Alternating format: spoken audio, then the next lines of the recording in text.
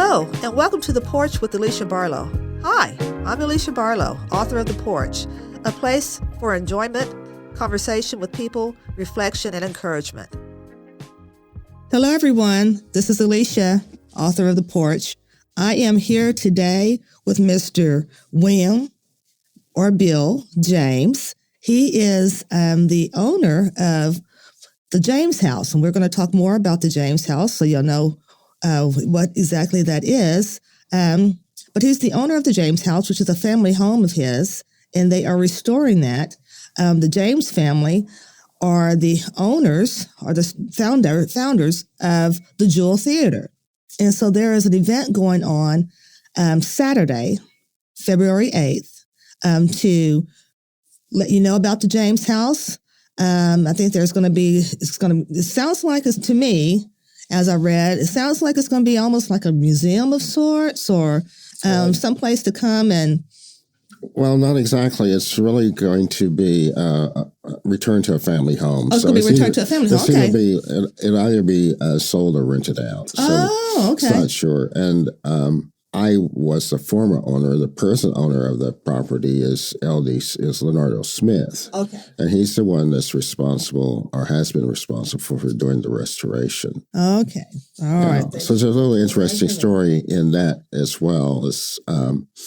My mom lived in that house until 2005, and when she passed, and so I fell heir to the house along with my brother, who was deceased at the time, and so I shared ownership with my sister-in-law, and so I later sold my half, and subsequently she sold her half to Leonardo Smith. Okay. And so he's taken on the task of renovating, restoring the house, not to what it was when I lived there. Matter of fact, it looks totally different in a lot of respects, has a lot of the newer amenities that I didn't grow up with. Yeah. Like, it now has two bathrooms, which I always find amazing how 4 adult people lived in that house with one bathroom. That's kind of unheard of today. But I lived in that house until I was almost 36 years old. Oh, wow. Okay. And my brother was about close to that age. We were kind of late bloomers. Okay. But it was a wonderful place to live. My parents were very accommodating and understanding, and they never really wanted to push us out the house. Yeah.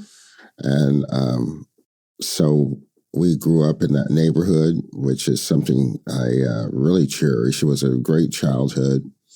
We had wonderful neighbors, and nothing that's there today, unfortunately. But as a result, that house survived, kind of like the Jewel Theater. It's not the only building on the block, but it's one of the few buildings that has survived. And so it's really wonderful to go through it and see what Leonardo has really done to make it a very inviting and beautiful place. Good. Great. I look forward to seeing it myself. I want to kind of back up a little bit, because some people may wonder, well, who is James? Who's the James family? And how is this related to the Jewel Theater? So kind of, what is the relation there? Okay.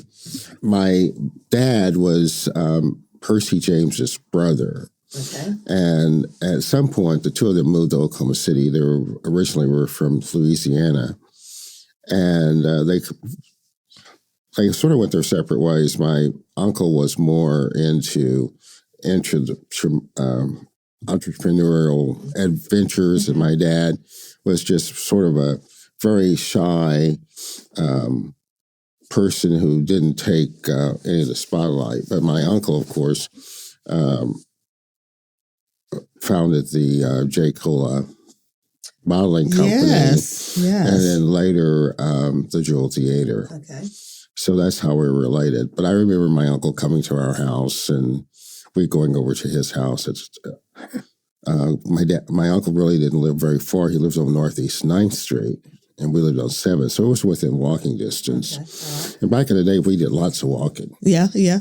Now, I was reading up on, the Jewel Theater and found out it was named after his daughter. Is that correct? Yes, that's correct. It's one of possibly 4. We kind of lost track, but there's another Jewel Theater that's in Ardmore, and I believe there was one... Wewoka, okay. And then there was another one that was in... Amarillo. Mm-hmm. Wow. So the one that survives is the one that's here in Oklahoma. Well, the building in Ardmore is still standing, but I believe it's a church now. Oh, wow. So it's exciting to see that. My, as I was telling you earlier, my cousin was here, and she is the granddaughter of Percy James. And over the Thanksgiving holidays, and so we participated in a lot of activities that were surrounding the restoration of the theater. Okay. So the theater itself is going through rebuilding or structurally making the building more sound. Amazingly, though, it hasn't really required a whole lot of work other than just putting in, remortaring the exterior brick. Yeah, I bet the foundation. But everything else seems to be pretty solid. Of course, the interior is not, needs to be restored, but the exterior of the building is very strong. And I understand that they're telling us that the roof doesn't need anything but just retarring. Really? So it's a very sound building. Yes, it is. It really is. And, roofs nowadays, every 5 years you need something. Exactly. Wow, that's great. So it's going to be exciting to see what happens. They should have. So what are the plans for the Jewel Theater once it's restored? What are the plans? Well, do you know? I wish I knew more to tell you, but I understand they want to restore it back to be a theater. Okay. That's one of the first goals. And that's what the Jewel Foundation is all about, is making it back a theater. The person that owns the building now is Arthur Hurst, and that's his dream, is to have it as a functioning theater. So that will be something that will occur down the line. But a couple of things I've heard that possibly will take place is that at Douglas High School, they have a theater or film curriculum or program.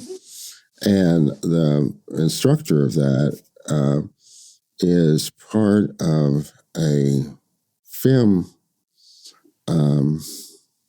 studio that's in Spencer. Oh, yes. I can't remember. Lourdes? Yes. Okay. So the plan is that possibly the students, when they do their film projects, there can be a screen at the theater. Oh, that would be great. So that would be wonderful. And I think there's some other activities, like maybe as a result of that building, there'll be other activities and buildings that will build around it, because it's on a block by itself. Okay. So the event that is happening on Saturday, this Saturday, February 8th, is kind of tell us what's going on. Because when I read, I saw that there's going to be art there. So it's just kind of a showing of how homes can be restored in the neighborhood, or That's really a good point. I think this is a really shining example of what you can do with existing stock, where a older home can be renovated to function in today's family environment. That house was originally, when I grew up, it was a 2-bedroom, 1 bath, and my parents added an addition to it, which made a larger kitchen and a 3rd bedroom. Okay. It actually had kind of a 3rd bedroom, but in those days they were called sleeping porches, which were only used in the summer. But it was a screened-in porch, and then it had a back porch. Okay. that extended from the sleeping porch. Well, all that was enclosed to make a third bedroom and make a larger kitchen. Okay. And so today, it has still a 3-bedroom home, but it's also now a 2-bath house because they were able to take some of the space in the third bedroom, which was fairly large. My brother and I shared that bedroom, which we had twin beds, but it was still a large room. So they've taken a portion of that and made another bathroom. And the living room and the dining room are now, and the kitchen are now open to each other, which gives it a really airy, eloping feel. And it's very bright now. I don't remember it ever being that bright when I was a kid. Yeah. I was in there. It's so much light because there's lots of windows. Yeah. And it has central heat and air. And back in the day when I was growing up, we had window units. Yeah. So that's been a really vast improvement. It has a basement, which that's you don't hear that a lot, right? In Oklahoma. And they have done some really interesting things with the basement, and it's now where the laundry is, and the walls have been created out of. I can't think of the product, but anyways, when I was there, it used to be just sort of a dank, dark, ugly place that no one really wanted to go into. But now it's the dungeon, exactly. So now it's very inviting. So I think you'll see that. And then, of course, Leonardo is quite an art collector. Yes. And so you will see some of the art pieces that he's collected. And there's also an interesting a landscape in the front of a lot of art pieces. I think that's where I was thinking it was going to be a museum because I was reading about the art. But yes, I spoke with Mr. Smith and he just said that, he was the owner of the home and, his goal is to really, let the people know of Northeast Oklahoma City that some of the older homes that are there, if you still have them as family homes, hold on to them, keep them, cherish them. They can be refurbished, and so many times we find ourselves just giving our homes away in our community. And we're losing our homes, in the community of Northeast Oklahoma City. And so I think that was one of the things that what I got out of speaking with him in regards to showing this house is to show that there are things that you can do to kind of upgrade it and bring it back into life. Exactly. And one of the things, too, is that once the house is abandoned, it's likely will be torn down, and that's just another vacant lot, which we see so many of those on the northeast side of Oklahoma City, particularly the Lower East Side. Yeah. But this is an example where an older home has been renovated to be a really lovely space. Yeah. It's really surprising how beautiful it is. I always thought it was a pretty house, so I'm sort of prejudiced in that regard. But nevertheless, it's still a very, very attractive renovation. He's done a really marvelous job. My mother and father would be just really blown away to see how it is. My grandmother and dad lived there for many years before they married my mother. Okay. And so there was another generation that grew up. I had some cousins that lived in that house. Okay.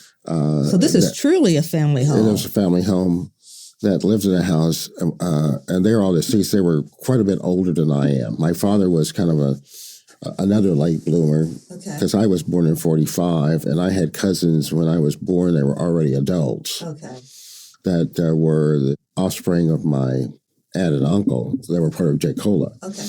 So anyways, he also had a sister, and some of her kids lived there for a great many years. Wow. So the house does have lots of history. Lots of history that it's really good to see it. I think those people that have lived there in the past would just really be pleased to see the house. Yeah. Well, I'm excited about it and everything to see it. The event is going to be Saturday, And it starts at what time? 11 o'clock. Okay. 11 to 3.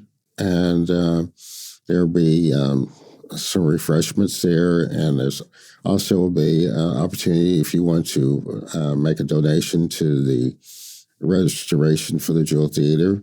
You feel free to do that. But the event is really free. Okay. So as a showcase for the house and the art, and just a fun time. Yeah, it sounds like it's going to be really great, really great. So that's Saturday, February 8th. Now, what is the address? 1208 Northeast 7th.